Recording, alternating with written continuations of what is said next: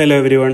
Aptitude ടെസ്റ്റുകളെ scientific ആക്കുന്ന 13 പില്ലറുകളാണ് നമ്മൾ ഈ സീരീസിൽ എക്സ്പ്ലെയിൻ ചെയ്യുന്നത്. ഈ വീഡിയോയിൽ ആ പില്ലറിലെ ഏറ്റവും ഇമ്പോർട്ടന്റ് ആയിട്ടുള്ള മൂന്നാമത്തെ സയന്റിഫിക് ആയിട്ടുള്ള ഒരു കൺസെപ്റ്റ് ആണ് ഞാൻ എക്സ്പ്ലെയിൻ ചെയ്യാൻ പോകുന്നത്. അതിന്റെ പേരാണ് ഇന്റേണൽ റിലയബിലിറ്റി അല്ലെങ്കിൽ ഇന്റേണൽ കൺസിസ്റ്റൻസി എന്നുള്ളൊരു കാര്യം. ഒരു ഉദാഹരണം പറഞ്ഞു കഴിഞ്ഞാൽ, നിങ്ങൾ ലോകത്തുള്ള അഭിരുചികളുടെ കുറച്ച് പ്രധാനപ്പെട്ട പരീക്ഷകൾ എടുക്കുക. ഉദാഹരണത്തിന് ഇപ്പൊ IELTS, GRE, differential aptitude test, SAA. ഉദാഹരണത്തിന് നിങ്ങൾ IELTS എടുത്തു കഴിഞ്ഞാൽ നിങ്ങളുടെ ഒരു ഇംഗ്ലീഷിന്റെ പരിജ്ഞാനമാണ് മെഷർ ചെയ്യുന്നത്. ഡിഫറൻഷ്യൽ ആപ്റ്റിറ്റ്യൂഡ് ടെസ്റ്റോ സാറ്റോ എടുത്തു കഴിഞ്ഞാൽ നിങ്ങളുടെ ആപ്റ്റിറ്റ്യൂഡിന്റെ ഒരു അനാലിസിസ് ആണ് ഇവിടെ നടക്കുന്നത്. ഇന്റേണൽ കൺസിസ്റ്റൻസി എന്താന്ന് വെച്ച് കഴിഞ്ഞാൽ, ഒരു അഭിരുചി പരീക്ഷ എലോങ് വിത്ത് അതിന്റെ സബ് കോമ്പണന്റുകൾ ഒരു സെയിം അണ്ടർലൈങ് കൺസ്ട്രക്ട് ആണോ മെഷർ ചെയ്യുന്നത് എന്നുള്ളൊരു കാര്യമാണ് ഇന്റേണൽ കൺസിസ്റ്റൻസി ചെക്ക് ചെയ്യുക. അത് എക്സ്പ്ലെയിൻ ചെയ്യാൻ ഞാൻ വേറൊരു എക്സാമ്പിളൂടെ പറയാം. അഭിരുചി അളക്കാൻ വേണ്ടിയിട്ട് ഉള്ള ഒരു പരീക്ഷയാണ് SAT. ഇതിനകത്ത് ഒത്തിരി സബ് ഡിവിഷൻ ഉണ്ട്.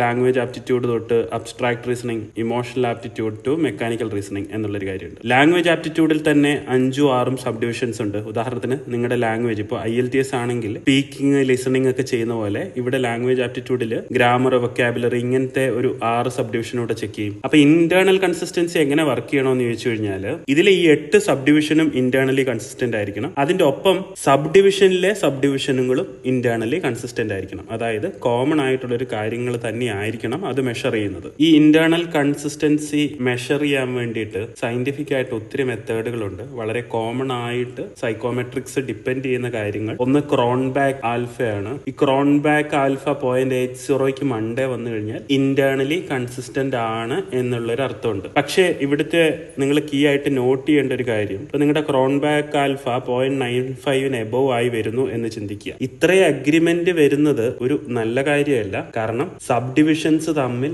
ഡ്യൂപ്ലിക്കേറ്റ് ചെയ്യുന്നു എന്നുള്ളൊരു കാര്യമാണ് ഇത്രയും അഗ്രിമെന്റ് വരുന്നതിന്റെ അർത്ഥം. Thank you so much.